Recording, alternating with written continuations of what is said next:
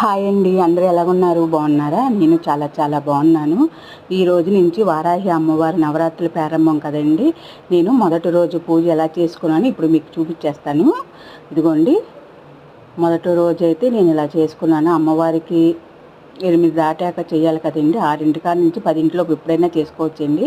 అలాగే అమ్మవారికి ఏ ఉన్నా లేకపోయినా అమ్మవారికి పానకం ఉండాలి, అలాగే ధూపం ఉండాలండి. ధూపం అమ్మవారికి వేయాలి. మన భక్తి శ్రద్ధలతో ఏం పెట్టకపోయినా సరే అమ్మవారికి కుంకుమ పూజ చేసుకోవట్టే చాలండి.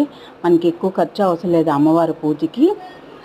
మనకు కలిగిన దాంట్లో మనం పెట్టాలండి. మనం ఎలా చేసాం అన్నది కాదు ముఖ్యము, మనం ఎంత భక్తితో చేసామో అన్నది ముఖ్యమండి. అమ్మవారి వారాహి అమ్మవారి దయ మీకు కూడా ఎప్పుడు ఎల్లవేళలా ఉండాలని, మన సబ్స్క్రైబర్లు అందరూ బాగుండాలని కోరుకుంటున్నాను.